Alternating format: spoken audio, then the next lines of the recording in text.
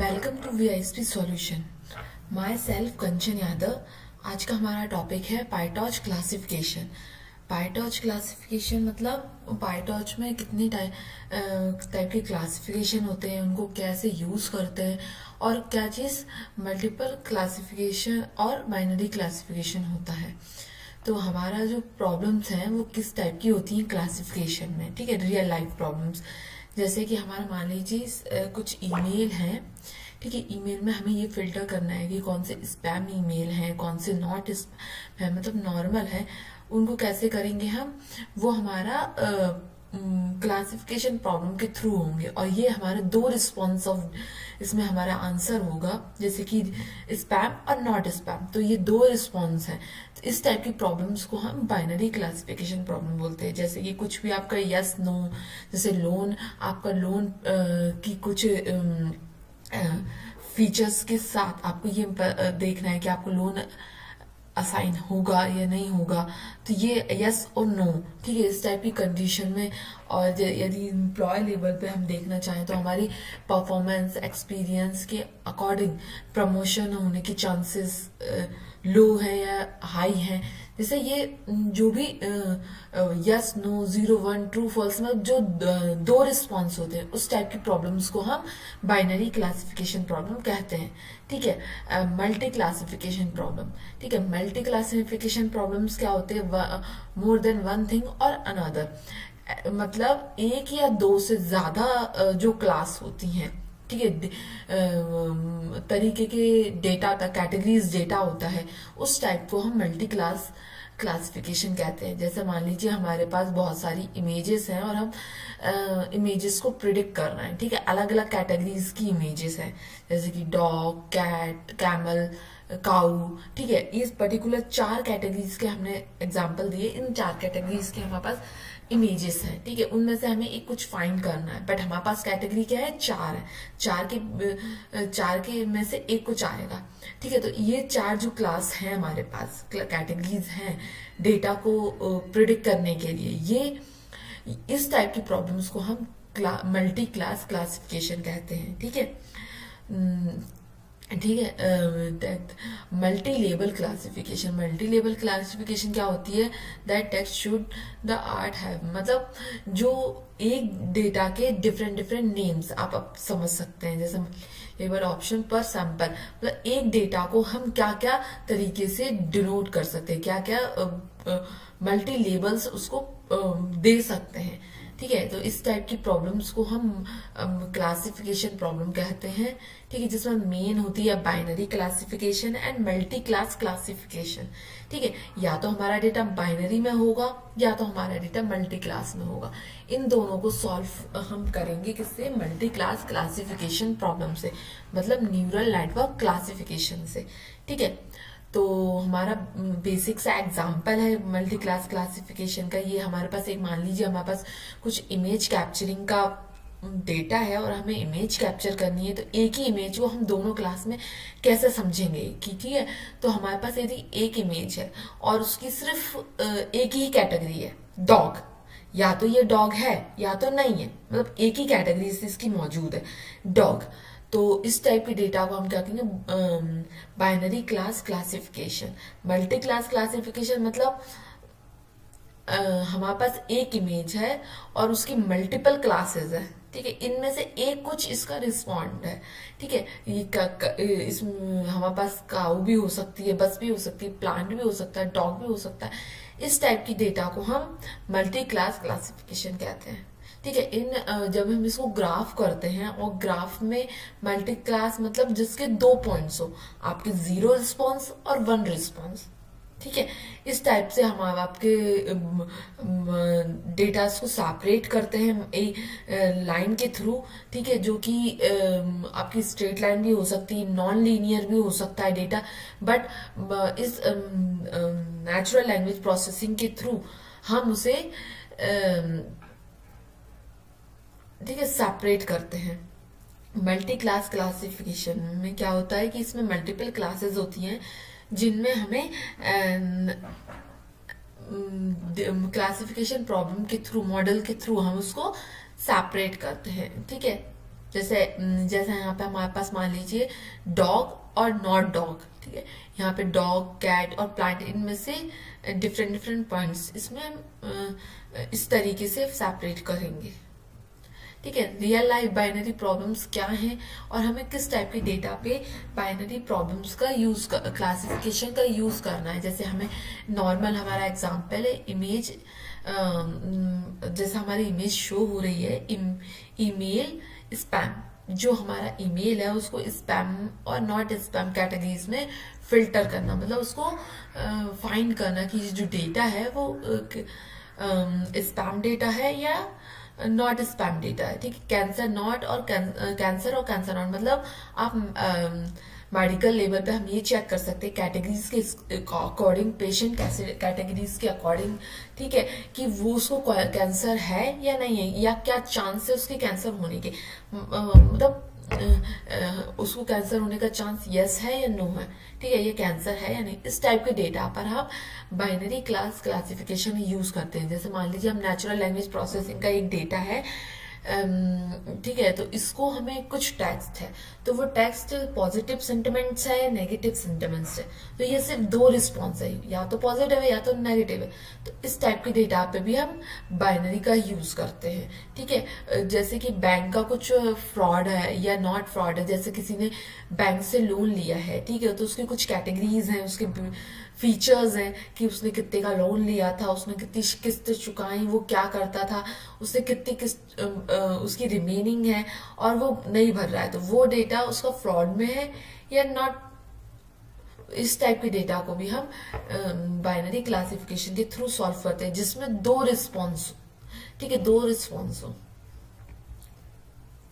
ठीक है, multi class classification, real life problems क्या होंगी मल्टी क्लास क्लासिफिकेशन में। जैसे हमारे पास कोई बेसिक सी इमेजेस हैं, ठीक है, उन इमेजेस के डिफरेंट कैटेगरीज ऑफ इमेजेस हैं, ठीक है, जैसे dog, cat, fox, tiger, lion, तो इनमें से एक कुछ हमें इसका रिस्पॉन्स आएगा, बट कैटेगरीज क्या है, 5 कैटेगरीज हैं, एक दो से ज्यादा, एक या दो से ज्यादा, ठीक है, तो ये क्या हो गई, मल्टीपल क्लासिफिकेशन प्रॉब्लम हो गई। जैसे एक हमारा ये डिजिट इमेज को रिकॉग्नाइजेशन करने वाला जो डेटा है, ठीक है, इसको हम जब सॉल्व करेंगे तो ये भी हमारा मल्टी क्लास क्लासिफिकेशन होगा, क्योंकि इसमें हमारे पास कितने रिस्पॉन्स है, जो हमारा आउटपुट हो सकता है वो 9 रिस्पॉन्स, 0 1 2 3 4 5 6 7 8 9, इस इमेज में 9 कैटेगरीज ऑफ डेटा है इमेज, ठीक है, जिसमें से हमारा एक आउटपुट हो सकता है। तो मतलब ये भी हमारी इसकी कितनी मल्टी क्लास का ये डेटा कहलाएगा। मतलब हमारा कुछ फेस हमें रिकॉग्नाइज करना है, रियल लाइफ एग्जांपल हम बोले तो उसमें भी डिफरेंट डिफरेंट फेसेस होते हैं, तो पर्सन 1, पर्सन 2, पर्सन 3, इस टाइप से हमारा ये भी मल्टीपल क्लासिफिकेशन प्रॉब्लम कहलाएगी। What we going to cover, अब हम मल्टी क्लास क्लासिफिकेशन को सॉल्व करने के लिए या क्लास बाइनरी क्लासिफिकेशन को सॉल्व करने के लिए उसमें क्या क्या कवर करेंगे अपने पाइटॉर्च में। हम पहले उसका न्यूरल नेटवर्क क्लासिफिकेशन का आर्किटेक्चर क्रिएट करेंगे, देन फिर इनपुट आउटपुट शेप निकालेंगे, लेबल्स एंड फीचर्स उसको मतलब डिफाइन करेंगे, इनपुट में लेबल, फीचर्स एंड आउटपुट में labels, create custom data to view, fit and predict. फिर क्या करेंगे, हम जो डेटा है जिसको फीचर्स डेटा है हमारा, उसको मॉडल में फिट करेंगे एंड प्रिडिक्ट करेंगे। ठीक है, फिर हम स्टेप फॉलो करेंगे मॉडिफिकेशन के लिए, मतलब हमने अपने डेटा पे मॉडल को अप्लाई कर दिया, देन हम उसको वो लॉस फंक्शन अप्लाई करेंगे, ऑप्टिमाइजेशन अप्लाई करेंगे, लूप करेंगे, इवैल्यूएट मॉडल करेंगे। ठीक है, ये स्टेप्स हम फॉलो करेंगे। फिर देन सेव एंड लोड, यदि हमें सेव एंड लोड सेव करने के लिए जरूरत है इन फ्यूचर के लिए तो हम उसको सेव करके रखेंगे। ठीक है, नॉन लीनियर बाउंड्रीज, मतलब मान लीजिए हमारा डेटा जो भी क्लासिफिकेशन डेटा होता है वो ऑलमोस्ट नॉन लीनियर ही होता है, तो हम उसमें लीनियर फंक्शन देखेंगे। ठीक है, फिर डिफरेंस बिटवीन क्लास, इस तरीके से हम अपने मॉडल को बिल्ड करेंगे। ये प्रोसेस है मॉडल के बिल्ड करने की। ठीक है। इनपुट आउटपुट शेप कैसे होगा, जैसे हमारे जैसे इमेज का डेटा है, इमेज की डेटा को हम कैसे चेंज करेंगे अपने टेंसर फॉर्मेट में, जैसे हमने बाइनरी मल्टी क्लास क्लासिफिकेशन का इमेज एग्जाम्पल लिया। ठीक है, तो इसको हम पहले कन्वर्ट करेंगे उसके बैच साइज में, कि वो कितने बैच साइज में उसको रखना है, कलर चैनल में, हाइट, वेट में। ठीक है, इसको चेंज करेंगे, देन इसको टेंसर में बदलेंगे। ये नंबर आपका आ गया, जैसे हमें बैच साइज नहीं देना तो हम नन दे सकते हैं, और कॉमनली यूज बैच साइज कितना होता है 32, या हम 32 दे सकते हैं। कलर चैनल 3, क्योंकि ये कलर्ड इमेज है, यदि ये ब्लैक एंड व्हाइट होती तो इसका कलर चैनल क्या होता है 1। ठीक है, फिर हाइट एंड वेट की पिक्सल वैल्यू, वो ये इस तरीके से इसको फिर हम टेंसर में बदलते हैं।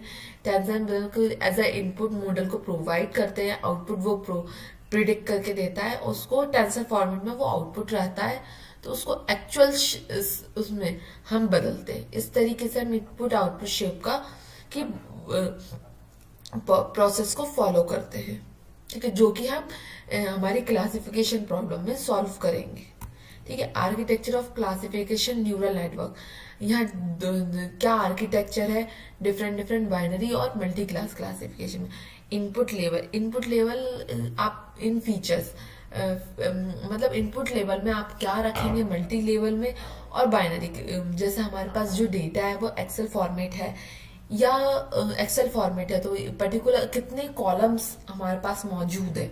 ठीक है, फीचर्स कॉलम, जिसके बिहाफ में हम कुछ प्रिडिक्ट करने चाहते हैं, नंबर ऑफ कॉलम्स, तो वो हमारे क्या होंगे, इनपुट साइज होंगे, किसमें, बाइनरी में।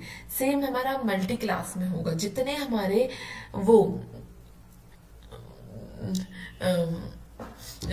कॉलम्स होंगे उतने ही हमारे, यदि हमारा एक्सेल डेटा, सीएसवी डेटा, उस कंडीशन में तो हमारा इनपुट साइज क्या होगा, नंबर ऑफ कॉलम्स। यदि हमारा इमेज डेटा है तो इनपुट साइज क्या होगा उसका, pixel value into colour channel. ठीक है, कलर चैनल के साथ पिक्सल वैल्यू, वो हमारा दोनों क्लासिफिकेशन में भी एंड मल्टी क्लासिफिकेशन में इनपुट लेवल होगा। हिडन लेवल दोनों में मैक्सिमम मिनिमम वैल्यू क्या होगी, 1 होगी, और मैक्सिमम अनलिमिटेड होगी, बाइनरी में भी और मल्टी क्लास में भी। अब हिडन लेवल क्या होते हैं, हिडन न्यूरल्स होते हैं, जो कि इनपुट लेवल को कुछ नंबर ऑफ न्यूरल्स में तोड़ के उसको रीड करते हैं डेटा को। ठीक है, जिसकी हेल्प से हम अपने डेटा को, मॉडल को और एक्यूरेट बना सके। न्यूरल्स पर हिडन लेवल, एक हिडन लेवल में कितने न्यूरल्स हो सकते हैं, 10 to 512, इतने हम न्यूरल्स उसमें क्रिएट कर सकते हैं। सेम हमारा मल्टी क्लास क्लासिफिकेशन में है।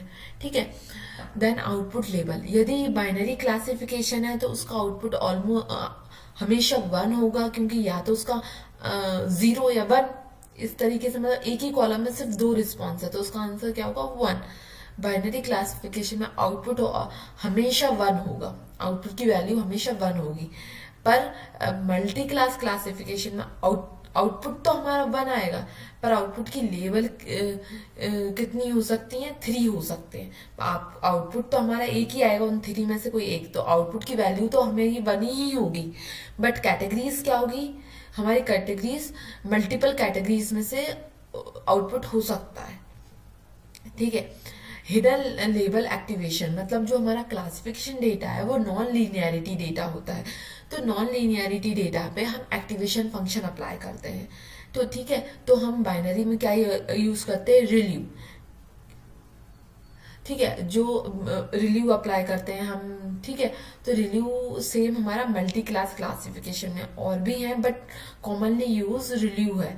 आउटपुट एक्टिवेशन क्या होता है, आउटपुट एक्टिवेशन हम मल्टी बाइनरी क्लासिफिकेशन में सॉफ्ट में सिग्मॉइड यूज करते हैं। सिग्मॉइड मतलब वो कर्व फॉर्म में सिग्मा फॉर्मूला अप्लाई करता है, और मल्टी क्लास क्लासिफिकेशन में सॉफ्ट मैक्स यूज करते हैं। ठीक है, किसमें, आउटपुट एक्टिवेशन में, इसमें बाइनरी में सिग्मॉइड और सॉफ्ट मल्टी क्लास में सॉफ्ट मैक्स।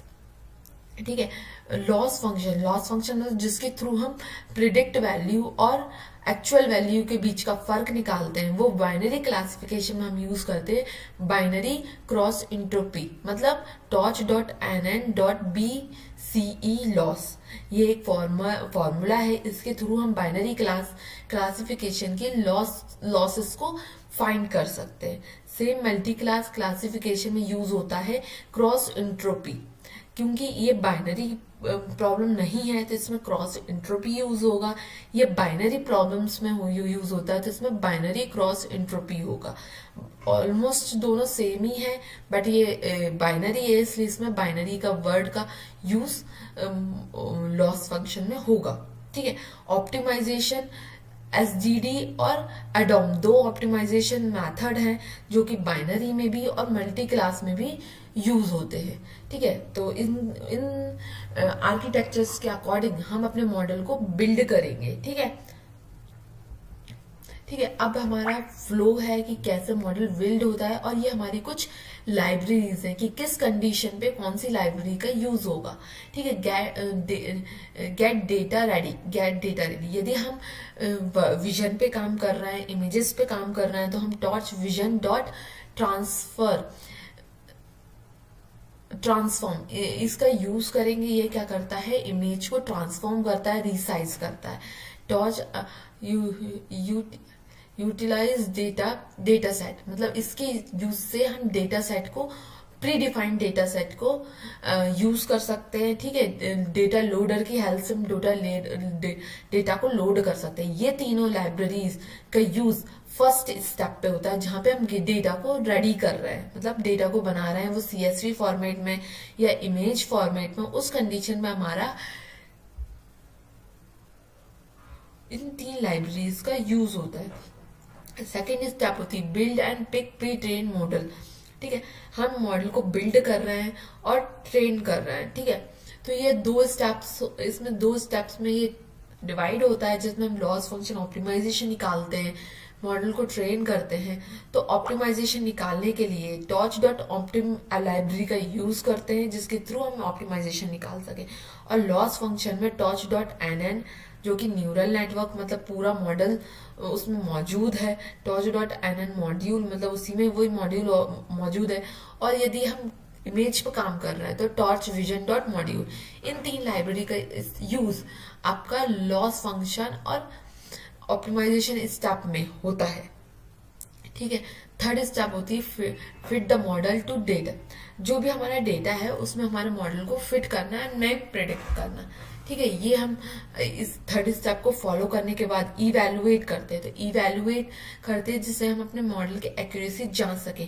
इसके लिए हम यूज करते हैं टॉर्च मैट्रिक्स का। ठीक है। टॉर्च मैट्रिक्स लाइब्रेरी के थ्रू हम इवैल्यूएशन परफॉर्म करते हैं। ठीक है। इम्प्रूव हम एक्सपेरिमेंट के लिए हम टेंसर बोर्ड लाइब्रेरी का यूज करते हैं, जिसके थ्रू हम एक्सपेरिमेंट और इम्प्रूव कर सके। सेव एंड लोड, ये लास्ट स्टेप होती है। यदि हमें इन फ्यूचर के लिए मॉडल सेव करके रखना है तो हम इस स्टेप का देन यूज करते हैं।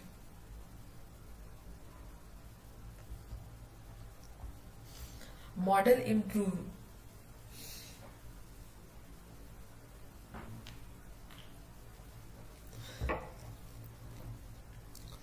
इम्प्रूविंग अ मॉडल, इम्प्रूव कैसे करेंगे हम मॉडल को। जैसे हमने कोई मॉडल क्रिएट किया है, हमारे क्लासिफिकेशन को सॉल्व करने के लिए, डेटा को सॉल्व करने के लिए हमने कुछ मॉडल क्रिएट किया है। ठीक है। स्मॉल मॉडल का मतलब है जो हमने बेसिक सा मॉडल, जिसमें हमने ज्यादा ना न्यूरल्स बनाए ना ज्यादा इपॉक्स रन किया। जैसे कि हमने एक नॉर्मल सा मॉडल बनाया जिसमें इनपुट साइज हमारा 3 है। ठीक है। जो कि आपके कलर चैनल से डिफाइंड होता है। मान लीजिए आपकी इमेज है तो आपका इनपुट साइज 3 होगा। आउटपुट फीचर 100, मतलब जो हिडन लेवल है फर्स्ट स्टेप में हमने 100 में तोड़ा है। सेकंड में जो स्टेप में जो फर्स्ट स्टेप का हिडन होता है वो सेकंड स्टेप का इनपुट हो जाता है। ठीक है। और आउटपुट भी हम आउटकम्स भी हमारे 100 है, मतलब 100 को हमने फिर 100 न्यूरल्स में तोड़ा। इस तरीके से हमने सेकंड स्टेप बनाई, उनको लिया, और थर्ड 3 हमारा आउटकम्स हो गया। ठीक है।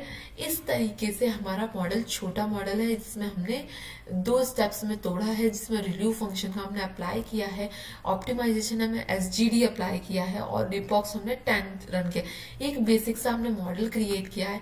मान लीजिए इसके थ्रू हमारे मॉडल की एक्यूरेसी सही नहीं आ रही है, मॉडल सही प्रिडिक्ट नहीं कर रहा है, एक्यूरेसी ऑलमोस्ट 50% आ रही, तो इसको क्या करते हैं हम इम्प्रूव करते हैं। तो इम्प्रूव करने का मतलब क्या होता है, जैसे इसमें आपका देख सकते हैं आप, हर स्टेप्स के बाद हम रिव्यू अप्लाई कर देते हैं, और जो हम हिडन लेवल्स हमने 100 में तोड़ा है वो उसको हम उसकी रेंज हम बढ़ा देते हैं। जो कि हमने 2 लेवल्स में हिडन तोड़ी है उसमें हम 1 लेवल और बढ़ा सकते हैं और उससे भी ज्यादा बढ़ा सकते हैं।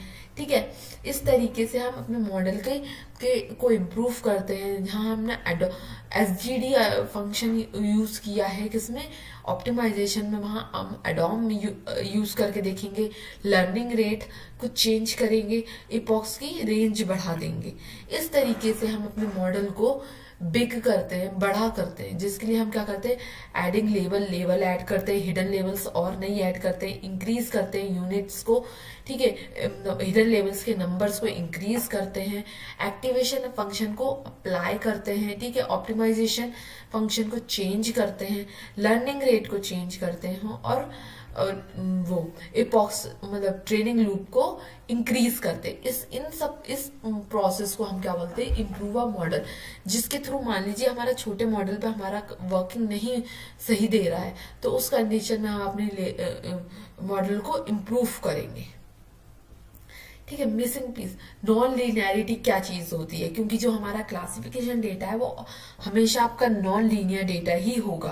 तो लीनियर डेटा क्या होता है, जो कि एक सिंगल स्ट्रेट लाइन, आपकी स्ट्रेट लाइन जो परफॉर्म करता है, स्ट्रेट लाइन शो करता है, वो आपका कौन सा डेटा होता है, लीनियर डेटा होता है।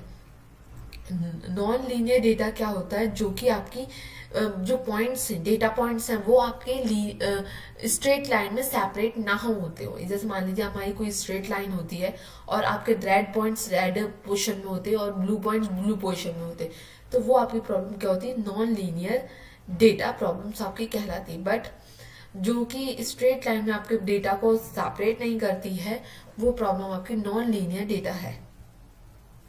ठीक है, एक्टिवेशन फंक्शन, कितने एक्टिवेशन फंक्शंस हम अप्लाई करेंगे और क्या किस टाइप के एक्टिवेशन फंक्शंस होते हैं। लीनियर रिग्रेशन में कोई भी एक्टिवेशन फंक्शन अप्लाई नहीं होता, और नॉन लीनियर में हम सिग्मॉइड और रिल्यू का यूज करते हैं। सिग्मॉइड का फर्क क्या है कि वो जो प्लॉटिंग है वो सिग्मॉइड फंक्शन के सिग्मॉइड के एस फॉर्म में हमें डिस्प्ले करता है, प्लॉट करता है, जो कि आपके 0 पॉइंट्स और 1 पॉइंट्स पे लाइज करते हैं। मतलब आपके जो पॉइंट्स होंगे वो 0 या 1 होंगे, क्योंकि हमारा जो बाइनरी है वो या तो 0 पॉइंट्स होंगे या तो 1 पॉइंट्स होंगे आउटपुट वैल्यूज। तो उसमें हम सिग्मॉइड का यूज करते हैं, या तो वो 0 पॉइंट होंगे या तो आपके 1 पॉइंट होंगे। ये कुछ इस सिग्मॉइड के फॉर्म में, मतलब एस के फॉर्म में हमें प्लॉटिंग करता है। रिल्यू फंक्शन क्या होता है, ये आपके जो भी निगेटिव वैल्यू है उनको उसको क्या करता है, 0 में कन्वर्ट करता है। ये निगेटिव वैल्यू को एक्सेप्ट नहीं करता। यदि आपकी वैल्यू प्रिडिक्शन में नेगेटिव आती है तो वो क्या कर देगा, उनको 0 में कन्वर्ट कर देगा। ठीक है, ये फर्क है आपका सिग्मॉइड में और रिल्यू फंक्शन में। ठीक है, अब स्टेप में हम ट्रेनिंग के दौरान क्या क्या करेंगे, लूप देखेंगे कि उस लूपिंग का यूज करेंगे, ऑप्टिमाइज मतलब कि वैल्यू हमारी कितनी फर्क आ रही, लूप के थ्रू लॉस निकालेंगे हम, प्रिडिक्ट और एक्चुअल आउटपुट में कितना फर्क है, ऑप्टिमाइजेशन निकालेंगे जिसके थ्रू हम उसको इम्प्रूव कर सके और इपॉक्स रन करेंगे।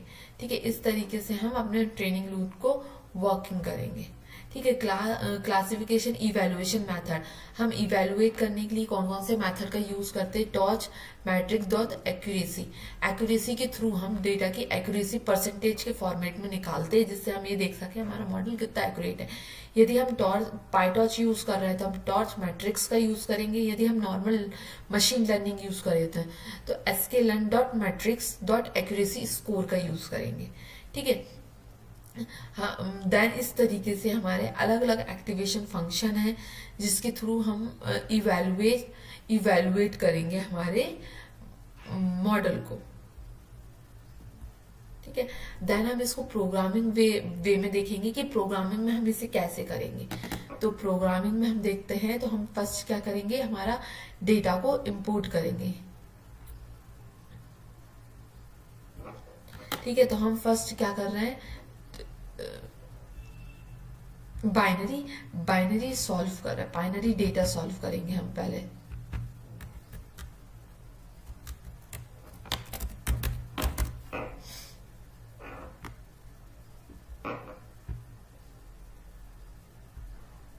ठीक है, बाइनरी डेटा हम सॉल्व करेंगे, जिसके लिए हमने एक डेटा लिया है, रैंडमली जनरेटेड डेटा लिया है, जो कि कुछ सर्कल्स डेटा है, जिसकी कैटेगरीज क्या होंगी, 2 कैटेगरी का वो डेटा होगा, मतलब 0 और 1 रिस्पॉन्स का वो डेटा होगा। तो ये हमारा क्या हो गया, बाइनरी डेटा होगा, जो कि हमने SQL machine learning data set libraries make circle का जो डेटा लिया है। मतलब मेक सर्कल आपका सर्कल के फॉर्म होगा, इसका मतलब ये नॉन लीनियर डेटा है, और हमने इसके 1000 सैंपल्स लिए हैं, मतलब 1000 रो का डेटा हमने क्रिएट किया है, जिसमें 2 ये फीचर्स वैल्यू और लेबल्स वैल्यू हो।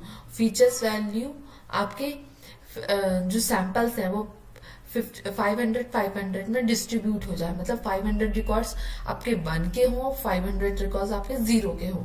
ठीक है, इस तरीके से हम इसको प्लॉट कर रहे हैं। हमने रैंडम जनरेट डेटा ले लिया, जिसमें हमारे देखिए हमारे सर्कल फॉर्म हो गया, जिसमें 0 और 1 रिस्पॉन्स में वो सर्कल फॉर्म हुआ, जिससे 50-50 पॉइंट्स हमने लिए थे। ठीक है, इस तरह से हमने डेटा जनरेट किया। फिर हम क्या करेंगे, इस डेटा को ट्रेन और टेस्ट में सेपरेट करेंगे।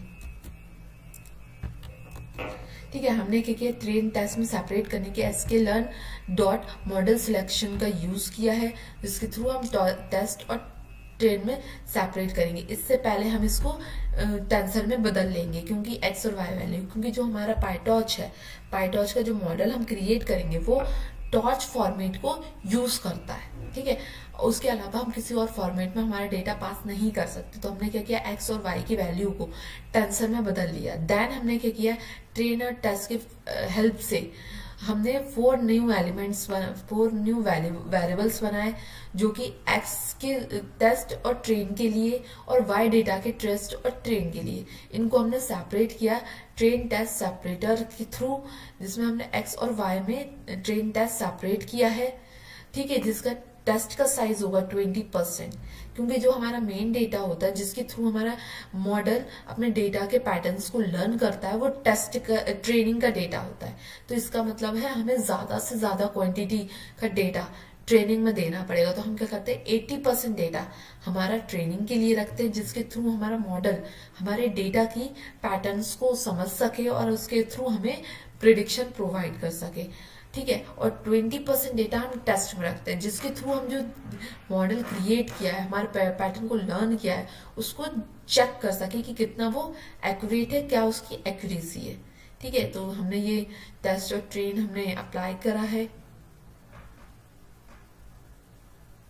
ये हमारे डेटा पॉइंट्स, आप देखिए ये वाई डेटा पॉइंट्स हैं, और आपके 0-1 के रिस्पॉन्स में हमारे वाई डेटा पॉइंट मतलब लेवल्स वैल्यू हैं, और टेस्ट नंबर वैल्यू में 2 रिस्पॉन्स के साथ हमारी फीचर्स वैल्यू। ठीक है, तो इस तरीके से हमारा डेटा है। मॉडल को बिल्ड करेंगे हम बाइनरी मॉडल को बिल्ड करेंगे, किसके थ्रू, टॉर्च इंपोर्ट एनएन के थ्रू। तो हमने क्या किया, एक क्लास बनाई सर्कल मेक। ठीक है, सर्कल मॉडल के नाम से, क्योंकि हम सर्कल पे काम कर रहे हैं, हम किसी भी नाम से एक क्लास बना सकते हैं। उसके अंदर हमने इनहेरिट किया है nn.module को, मतलब nn फाइल के अंदर जितने भी मॉड्यूल्स हैं उन सबको हम इस फंक्शन में यूज कर सके। फिर देन हमने एक कंस्ट्रक्टर बनाया, 3 वेरिएबल क्रिएट किए, लेवल 1, लेवल 2, लेवल 3 के नाम से, जिसमें लेवल 1 में हमने लीनियर रिग्रेशन से इनपुट फीचर्स 2 लिखे, क्योंकि 2 कॉलम्स हमने रखे हैं डिफरेंट। ठीक है, और आउटपुट फीचर्स हमने 10 रखा है, इसका मतलब हिडन लेवल्स 10 है।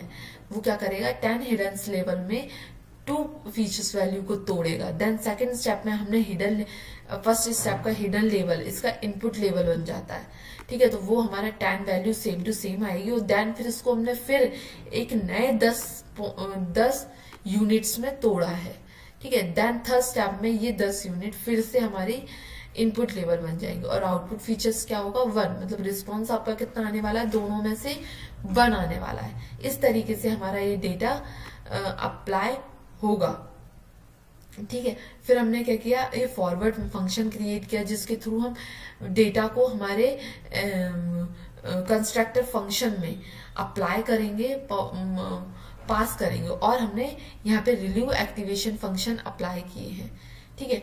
तो ये हमारा मॉडल हमने क्रिएट किया है जिसके थ्रू हम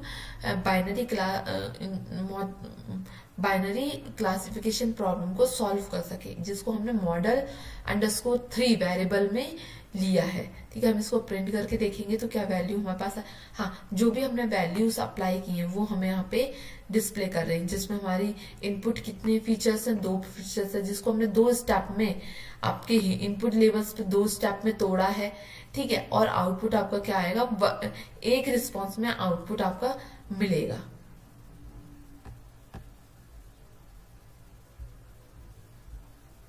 ठीक है। देन हम इसमें लॉस फंक्शन और ऑप्टिमाइजेशन फंक्शन को परफॉर्म करेंगे।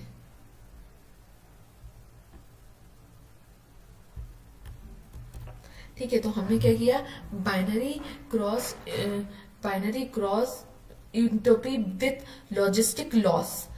अब क्या है, ये 2 तरीके के लॉस फंक्शन होते हैं किसमें, बाइनरी एंट्रोपी लॉस फंक्शन में। क्या, एक BCE मतलब binary cross entropy loss function, जो क्या कहते हैं नॉर्मल लॉस फंक्शन है, और ये क्योंकि हमने इस फंक्शन में कहीं पे भी सिग्मॉइड का यूज नहीं किया है। यदि हम इसमें सिग्मॉइड यूज करते तो हम यहाँ पे कौन सा फंक्शन यूज करते, BCE लॉस फंक्शन यूज करते, बट हमने यहाँ पे सिग्मॉइड अप्लाई नहीं किया है। तो हम मॉडल में लॉस फंक्शन सिग्मॉइड की हेल्प से निकालने के लिए BCE विथ लॉजिस्टिक लॉस का यूज करते हैं, जिसमें आपका सिग्मॉइड ऑटोमेटिकली कॉल हो जाता है, प्री डिफाइंड उसमें फॉर्मूले में मौजूद है, ठीक है।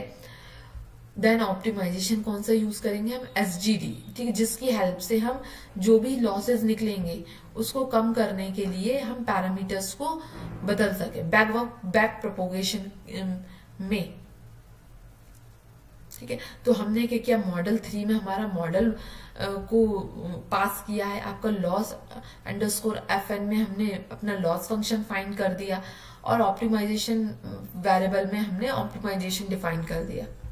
अब हम डेटा को ट्रेन करेंगे, जिसमें हम एक एक्यूरेसी फंक्शन बना लेंगे, जिसके थ्रू हम मॉडल के अंदर ही अपने हर स्टेप पे एक्यूरेसी निकाल सके। तो हमने एक फंक्शन बना लिया एक्यूरेसी अंडरस्कोर FC, मतलब एक्यूरेसी फंक्शन, जिसमें हमारी 2 वेरिएबल हम पास करेंगे, जब प्रिडिक्ट कर लेंगे तब हम इसमें y ट्रू मतलब जो एक्चुअल y की वैल्यू है वो, और y प्रिडिक्ट मतलब जो भी y की वैल्यू प्रिडिक्ट आ रही है वो, उन दोनों की को 100 से डिवाइड करके परसेंटेज के फॉर्मेट में हम एक्यूरेसी को फाइंड करेंगे। तो ये हम फंक्शन हमने क्रिएट कर लिया। तो हमने क्या किया, मॉडल 3 में हमारे मॉडल को डिफाइन किया है, हमारा लॉस अंडरस्कोर फंक्शन में हमने अपने लॉस फंक्शन को डिफाइन किया है, ऑप्टिमाइजेशन वेरिएबल में हमने ऑप्टिमाइजेशन डिफाइन किया है, और हमने एक एक्यूरेसी अंडरस्कोर फंक्शन नाम से एक एक्टिवेशन फंक्शन क्रिएट कर दिया। अब इन सब का यूज हम किस में करेंगे,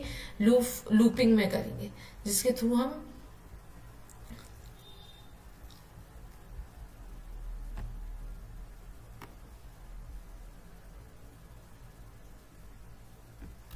ठीक है, जिसके थ्रू हम अपने मॉडल की एक्यूरेसी को देख सकें, है ना। तो हमने क्या किया, यहाँ पे इपॉक्स 1000 इपॉक्स रन किया, मतलब हम इस लूप को 1000 बार रन कर रहे हैं, जिसमें हमने वैल्यू अलग अलग पुट कर दी है, ठीक है, जो कि ठीक है। फिर हमने इपॉक्स रन किया, हमने बाय अंडरस्कोर लॉजिस्टिक एक वेरिएबल बनाया, क्योंकि हम इसमें लॉजिस्टिक ऑलमोस्ट अप्लाई करने वाले हैं। तो हमने क्या किया, मॉडल 3 में हमारा एक्स डेटा को पास किया, देन प्रिडिक्टेड वैल्यू में हमने सिग्मॉइड का यूज किया, जो प्रिडिक्ट वैल्यू आएगी उसमें हमने इस सिग्मॉइड का यूज किया। वो क्या करेगा, प्रिडिक्ट प्रोबेबिलिटी में प्रिडिक्ट लेबल्स को फाइंड करेगा। ठीक है, फिर कैलकुलेट करेंगे हम लॉस एंड एक्यूरेसी। लॉस मतलब जो भी आपकी वाई लॉजिस्टिक और वाई ट्रेन की वैल्यू है, उन दोनों के फर्क को वो फाइंड करेगा लॉस वेरिएबल में। ठीक है, एक्यूरेसी, एक्यूरेसी हमारी जो भी प्रिडिक्टेड वैल्यू आई है और एक्चुअल वैल्यू, उन दोनों के वैल्यू को आप मिला के हम एक्यूरेसी निकालेंगे कि कितना परसेंट ये डेटा एक्यूरेट है। ऑप्टिमाइजेशन जीरो ग्रिड मतलब जितनी बार ये लूप रन करता है उतनी बार ऑप्टिमाइजेशन फ्रेश स्टार्ट हो, जिसके थ्रू वो फिर से अपना मॉडल के पैरामीटर्स को बदल के एक्यूरेसी को बढ़ा सके।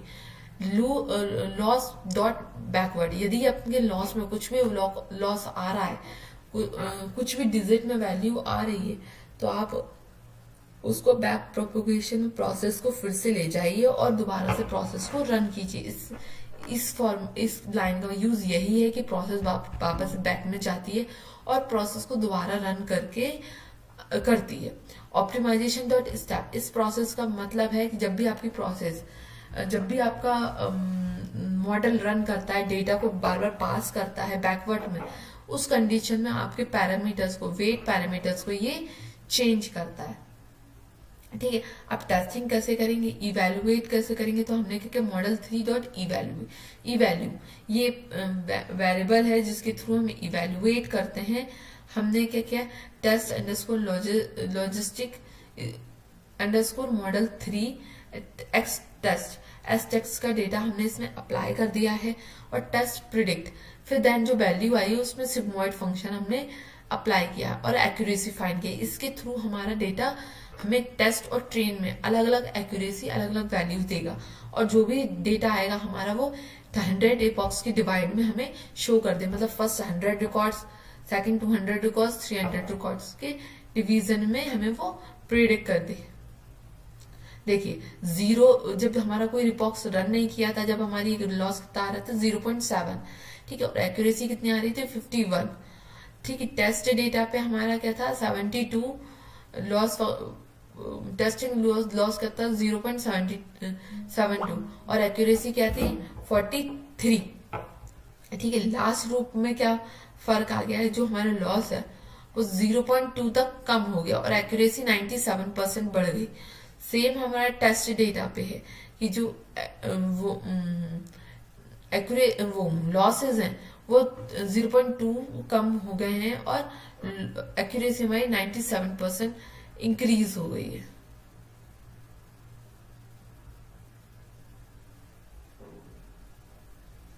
ठीक है, देन हम क्या करेंगे,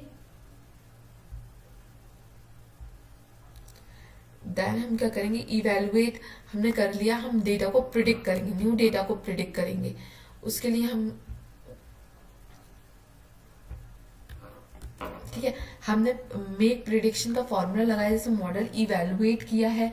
ठीक है, देन हमने उसमें अपनी बाय प्रिडिक्ट में सिग्मॉइड अपना अप्लाई किया और इसको पेस्ट किया, तो हमारे ये वैल्यू देखिए,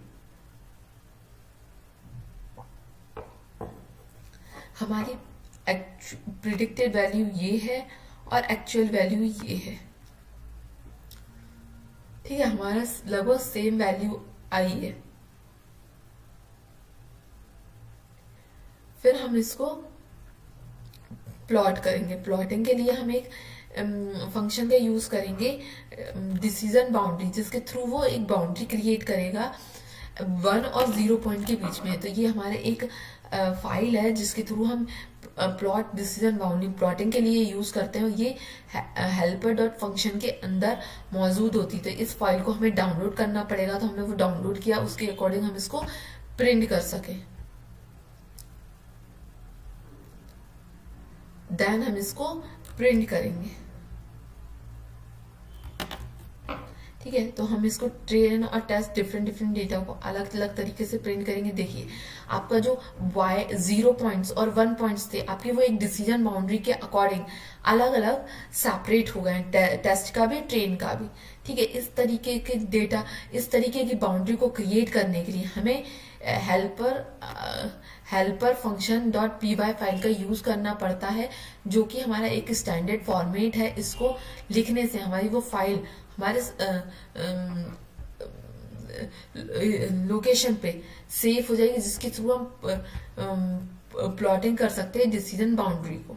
ठीक है, तो ये हमारा मॉडल ऑलमोस्ट सही वर्क कर रहा है। देखिए आप, ऑलमोस्ट पॉइंट हमारे बिल्कुल एक्यूरेट आ रहे हैं, जो कि बाउंड्रीज के डिवाइड हो पा रहे हैं। ठीक है, तो ये हमारा डेटा टेस्ट 10 और टेस्ट पे ऑलमोस्ट सही है। इस टाइप की डेटा को जहाँ पे हमारे ये दो प्लॉटिंग में दो कलर शो कर रहा है, इसका मतलब ये आपका बाइनरी क्लास डेटा है। उस पर हम बाइनरी एल्गोरिथम का यूज करते हैं, बाइनरी प्रोसेसिंग का यूज करते हैं। पूरा जो प्रोसेस है वो बाइनरी प्रोसेस है। ठीक है, इस टाइप के डेटा को हम बाइनरी तरीके से सॉल्व करते हैं। ठीक है, यदि हमारा मल्टी क्लास क्लासिफिकेशन डेटा होगा तो वो क्या होगा और कैसे हम उसको सॉल्व करेंगे। मल्टी क्लास डेटा, ठीक है, मल्टी क्लास डेटा को कैसे सॉल्व करेंगे और क्या डेटा हमारा मल्टी क्लास डेटा होता है। ठीक है, तो हमने क्या किया, एक नए पॉइंट्स क्रिएट किए हैं, जो कि हमारे कुछ पॉइंट्स है जिनकी कैटेगरीज क्या होंगी, 4 कैटेगरी 4 क्लासेस का वो डेटा होगा। मतलब इसमें हमारा 2 क्लास का डेटा था, 0 और 1। इसमें हमारे 4 क्लास का डेटा है। जो क्लास है वो 4 हमने यहाँ डिफाइन, हमने पहले टॉर्च लाइब्रेरी देखते हैं। हमने टॉर्च लाइब्रेरी यूज की, क्योंकि हमने पाईटॉर्च का यूज कर रहे हैं, तो ये बाय डिफॉल्ट लाइब्रेरी है, इसी के थ्रू हम पाईटॉर्च के मेथड और उन सबको यूज कर सकते हैं। मैटप्लॉटली का यूज हम प्लॉटिंग के लिए कर रहे हैं। डेटा का यूज हम कुछ एक प्री डिफाइंड डेटा है वो हमने उठाने के लिए डेटा का यूज किया है। और मॉडल सिलेक्शन का यूज हमने ट्रेन और टेस्ट में कन्वर्ट करने के लिए किया है। देन हम कुछ पैरामीटर्स पास कर रहे हैं, इन्हीं के अकॉर्डिंग हम नया डेटा पॉइंट्स को रैंडमली जनरेट करेंगे। नंबर ऑफ क्लास 4, मतलब जो आपके आउटपुट होगा, बाय वैल्यू होगी, उसमें 4 तरह की वैल्यू होंगी। जो यूनिक वैल्यू आप देखेंगे तो वो 4 होंगी। ठीक है, जैसे कि आपके अभी बाइनरी में कितनी होती है, 2, या तो 0 या तो 1। यहाँ पे 4 होंगी, तो आप मान लीजिए 1 2 3 4 हो सकती हैं, 0 1 2 3 हो सकता है। Class dog cat cow camel हो सकता है। आपके 4 क्लास ऑफ कैटेगरीज, क्लास की कैटेगरीज यहाँ पे होंगी। तो ये क्या होगी, मल्टी क्लास क्लासिफिकेशन होगी, जिसमें फीचर्स आपके 2 होंगे। मतलब इनपुट लेबल्स, इनपुट के जो कॉलम्स होंगे, डेटा कॉलम्स, वो 2 होंगे।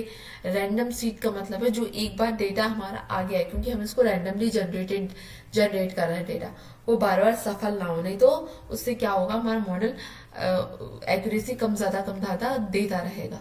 ठीक है, फिर हम इसको अप्लाई करेंगे और इसके थ्रू हमारे डेटा को रेडी करेंगे, जिसमें हमने एक्स और वाई में अलग अलग डेटा वेरिएबल बना लिए, उसमें मेक ठीक है किया और उसमें सैंपल्स पास कर दिए। ठीक है, फिर उनको हम टेंसर में बदल लेंगे, क्योंकि जो हमारा डेटा है पाईटॉर्च है वो टेंसर फॉर्मेट को यूज करता है, तो हम इसको टेंसर में बदल लेंगे और ट्रेन और टेस्ट में सेपरेट कर लेंगे। 20% टेस्ट और 80% ट्रेन। ठीक है, और इन सबको हम प्लॉट करके चेक करेंगे। ठीक है, तो हमने क्या किया, ये हमारे देखिए 2 फीचर्स वैल्यू है इसमें, एक ब्रैकेट में 2 वैल्यू आ रही है, इसका मतलब है इसमें y x की 2 वैल्यू, 2 कॉलम मौजूद है। इन 2 कॉलम के बिहाफ में हमें कुछ पॉइंट्स निकालना चाहिए। हमारे देखिए हमने कुछ पॉइंट्स निकाले, तो क्या पॉइंट्स हमारे 1 2 3, मतलब आपका 4 भी होगा या 0 होगा। यदि 0 होगा तो आपका 4 नहीं होगा, 4 होगा तो आपका 0 नहीं होगा।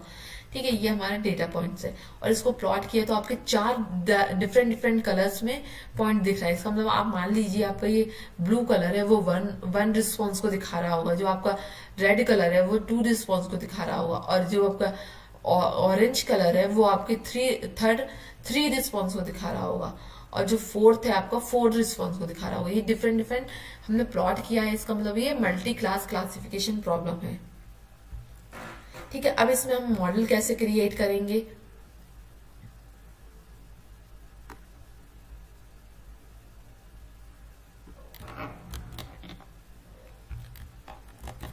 ठीक है, तो हमने क्या है, एक लाइब्रेरी ली torch.nn, क्योंकि हमें मॉडल क्रिएट करना है, तो मतलब न्यूरल नेटवर्क के जो मॉड्यूल्स हैं उनको यूज करना है, तो इसलिए हमने nn लाइब्रेरी का यूज किया। उसके लिए हमने एक क्लास बिल्ड की है, जिसको हमने क्लास का नाम दिया। हम अपने अकॉर्डिंग कुछ भी नाम दे सकते हैं। ठीक है, हमने उसमें nn.model को इनहेरिट किया, जिसके थ्रू हम मॉडल्स न्यूरल नेटवर्क के मॉडल को यूज कर सके। हमने एक कंस्ट्रक्टर डिफाइन किया, जिसमें हमने इनपुट फीचर्स आउटपुट फीचर्स और हिडन लेवल कितनी दी है 8। मतलब आपके इनपुट फीचर यूजर डिफाइंड होंगे, मतलब जो कि हमारे 2 कॉलम्स में है, ये 2 कॉलम्स है, इसका मतलब इनपुट फीचर्स की वैल्यू क्या होगी 2। और आउटपुट फीचर आपका हमेशा 1 होगा, क्योंकि जो ये आउटपुट है वैल्यूज है, इनमें से आपका जो रिस्पॉन्स आएगा वो हमेशा एक ही रिस्पॉन्स होगा, तो आउटपुट वैल्यू आपकी 1 होगी। और इसको हिडन को हमें कितने में, हिडन लेवल्स में तोड़ना है 8 हिडन लेवल से। ये हमने यहाँ पे कंस्ट्रक्टर में डिफाइन कर दिया। देन हमने फॉर्मूला बनाया जिसमें हमने यूज किया लीनियर रिग्रेशन का। इनपुट फीचर्स आउटपुट फीचर्स में हम पहले क्या डिफाइन करते हैं, हिडन में डिफाइन करते हैं। सेकंड स्टेप में हिडन यूनिट्स हमारी क्या हो जाती है, इनपुट फीचर हो जाती है। तो हमने इनपुट में पास कर दिया जो कि हिडन लेवल में था, और आउटपुट में एक नया हिडन लेवल क्रिएट कर लिया। देन थर्ड स्टेप में उस नए हिडन लेवल को हम इनपुट में ले लेंगे और आउटपुट फीचर से कंपेयर कराएंगे, आउटपुट फीचर्स में बदलेंगे, जिसके थ्रू हमें ये मॉडल में से प्रिडिक्टेड वैल्यू फाइंड होंगी। ठीक है, फिर हमने एक फंक्शन बनाया फॉरवर्ड फंक्शन, जो क्या करता है, डेटा को आपके कंस्ट्रक्टर फंक्शन में पास करता है, फॉर्मूला में पास करता है, जो कि कंस्ट्रक्टर फंक्शन के अंदर डिफाइंड हो। ठीक है, तो ये हमने फॉरवर्ड फंक्शन क्रिएट कर दिया। फिर हमने क्या किया, मॉडल अंडरस्कोर 4 नाम के वेरिएबल में हमारे इस मॉडल को पास किया, किसके साथ, आपके इनपुट फीचर्स के साथ, आपके आउटपुट क्लास के साथ, और आपका हिडन के साथ।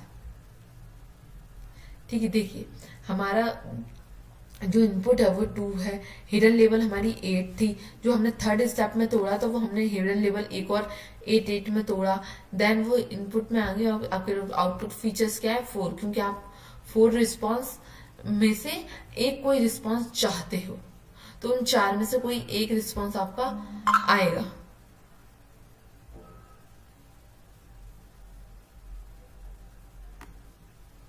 देन हम लॉस और ऑप्टिमाइजेशन फंक्शन अप्लाई करेंगे।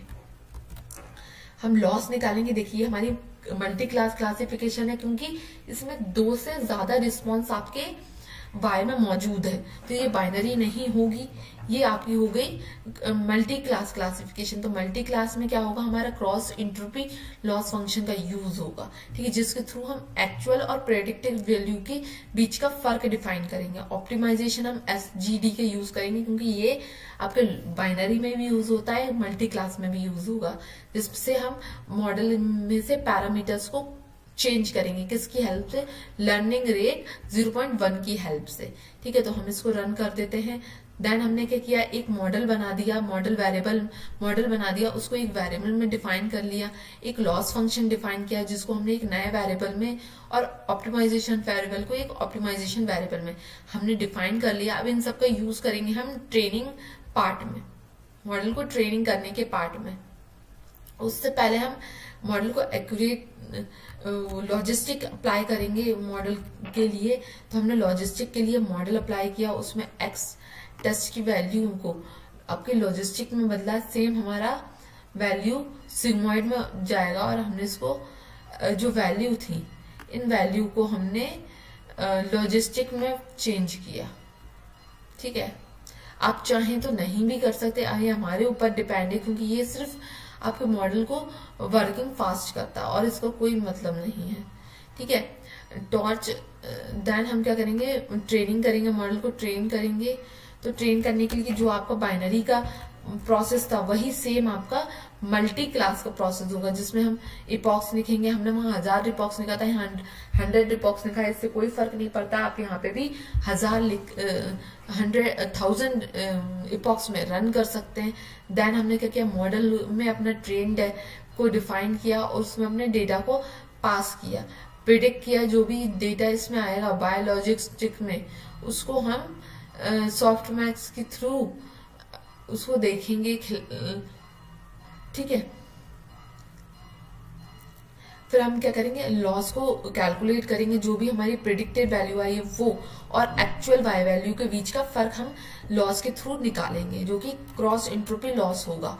ठीक है, एक्यूरेसी हमने जो फंक्शन पहले बनाया था बाइनरी में, वही हम फंक्शन यूज करेंगे, क्योंकि एक्यूरेसी का फंक्शन कॉमन फंक्शन, मतलब कॉमन स्ट्रक्चर है, वही आपको बाइनरी में और मल्टी क्लास में यूज होगा, उसमें हम सिर्फ डेटा बदलेंगे।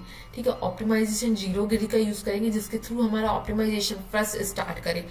लॉस डॉट बैकवर्ड का प्रोसेस का यूज करेंगे जिसके थ्रू हमारी प्रोसेस बैक में जाए और हमारे मॉडल में डेटा को पास करे।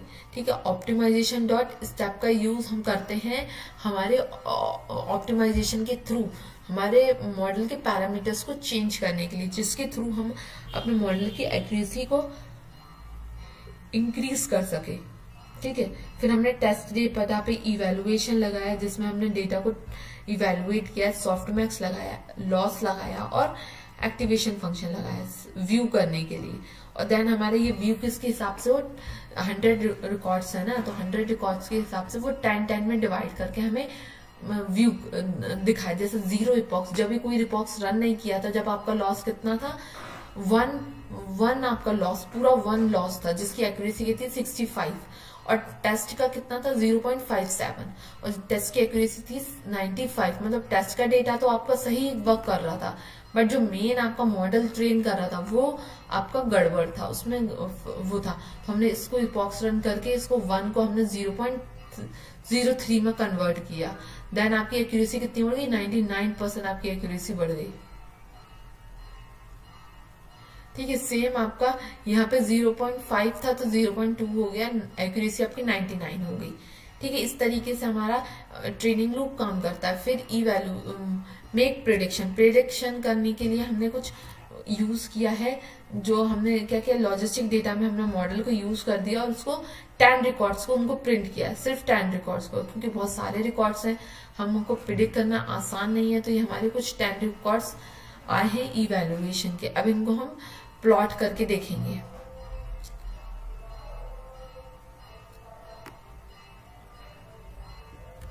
ठीक है, प्रिडिक्ट करने से पहले हम उसको लॉजिस्टिक में बदलेंगे। तो हमने क्या किया, बाय प्रिडिक्ट में सॉफ्टमैक्स अप्लाई किया, इसमें बाय की वैल्यू में, देन उसको प्रिडिक्ट वैल्यू निकाली, ये दोनों वैल्यू निकल गई। इसके इन दोनों के वैल्यू का आपको डेटा पॉइंट्स देखेंगे कि प्रिंट करेंगे। हमारे डेटा पॉइंट्स क्या थे, प्रिडिक्टेड डेटा पॉइंट्स कितने आए थे, 1 3 2 1 0। तो आपको प्रिडिक्टेड पॉइंट क्या है, 1 3 2 1 0 3 2 0 2 0, मतलब ऑलमोस्ट आपका सेम टू सेम वैल्यू, मतलब आपकी 99% एक्यूरेसी है इस मॉडल की सही प्रिडिक्ट करने की। ठीक है, अब हम इसको प्लॉट करेंगे तो आपका ये क्या करेगा, जो आपके ये 4 पॉइंट्स थे, ये 4 पॉइंट्स जो आपके यहाँ पहले दिख रहे थे नॉर्मल आपके डेटा को प्लॉट करने से, उसको मॉडल की हेल्प से हम उन पॉइंट्स को सेपरेट कर देंगे, जिसके थ्रू हमारे फ्यूचर पॉइंट्स को हम प्रिडिक्ट कर सके। तो हमने क्या किया, इसको प्लॉट करके देखिए आपका जो डिसीजन बाउंड्री है वो क्या कर रहा है, पर्टिकुलर डिफरेंट कैटेगरीज के पॉइंट्स को आपका सेपरेट कर रहा है। ठीक है, 13वें और टेस्ट में आपका 99% मॉडल ये आपका एक्यूरेट है आपके फ्यूचर पॉइंट्स को प्रिडिक्ट करने के लिए। मतलब आपका जो डेटा होगा उसकी फ्यूचर में क्या रिस्पॉन्स होगा उन 4 कैटेगरीज के हिसाब से। ठीक है, जैसे आपका इमेज का आप डेटा लेते हैं, ठीक है, आप इमेज डेटा दे रहे हैं, आपने डिफरेंट कैटेगरीज की इमेज ली है। जैसे मान लीजिए आपने बहुत सारी, एक कैटेगरीज बिल्डिंग नाम की कैटेगरीज है, उसमें आपने बहुत सारे बिल्डिंग की डेटा ले रखा है। आपका एक फॉरेस्ट नाम का कैटेगरी है जिसमें आपकी बहुत सारी फॉरेस्ट रिलेटेड वो है। टेम्पल नाम आपका डॉग नाम की कैटेगरी है जिसमें आपके डॉग से रिलेटेड इमेज है, या किसी भी पर्टिकुलर मान लें, जैसे हमारा एम्प्लॉय लेवल पे अपन मान लें, जैसे आपका पेज आपने किसी एम्प्लॉय के नाम से, हमारा रिकॉर्ड हर एम्प्लॉय के नाम से डिफरेंट कैटेगरीज बनी है और उनके डिफरेंट फेसेस के आपके फोटोज उसमें स्टोर हैं। और आप इन फ्यूचर कोई आपके पास आता है, मतलब मान लीजिए वो कोई पुलिस किसी लेवल से आती है ऑफिस में, क्योंकि ठीक है जांच करने के लिए, और वो सिर्फ इमेज लेके आती है किसी एम्प्लॉय का, ऑफिस रिलेटेड एम्प्लॉय का। ठीक है, तो आपको वो इमेज देती है, तो आप उसको कैसे आइडेंटिफाई करोगे, जैसे क्योंकि छोटी कंपनी की बात नहीं हो रही यहाँ पे, बड़ी कंपनी की बात हो रही है, उसमें 1000 लाख 10 लाख से भी ज्यादा एम्प्लॉय होते हैं जिनकी फेस हमें पता नहीं होता। तो वो हम सिस्टम में वो इमेज को डाल के उनकी इंफॉर्मेशन को उधर से निकाल सकते हैं। डिफरेंट डिफरेंट कैटेगरीज, ये प्रॉब्लम हमारी वहां पे काम आ सकती है। ठीक है, क्लासिफिकेशन प्रॉब्लम, जिससे हम उसको उस डेटा को हम क्लासीफाई कर सके। ठीक है, तो उस टाइप के जिसमें मल्टीपल कैटेगरीज डेटा होता है, वहां पे हम मल्टीपल क्लासिफिकेशन मॉडल का यूज करते हैं। जब हम बाइनरी, मतलब दो ही कैटेगरी हो, मतलब या तो वो बंदा है या तो नहीं है। ठीक है, तो उस कंडीशन में हम बाइनरी का यूज करते हैं। ठीक है, इस तरीके से हमारा बाइनरी और मल्टी क्लास, दो तरीके की क्लासिफिकेशन होती है जिनका हम यूज करते हैं। ठीक है, और हम उसकी प्रोसेस थी कि कैसे, यदि बाइनरी प्रॉब्लम आती है तो उसको कैसे सॉल्व करेंगे, और यदि मल्टी क्लास प्रॉब्लम आती है तो उसको कैसे सॉल्व करेंगे। ठीक है, तो आज के लिए इतना ही। Thank you.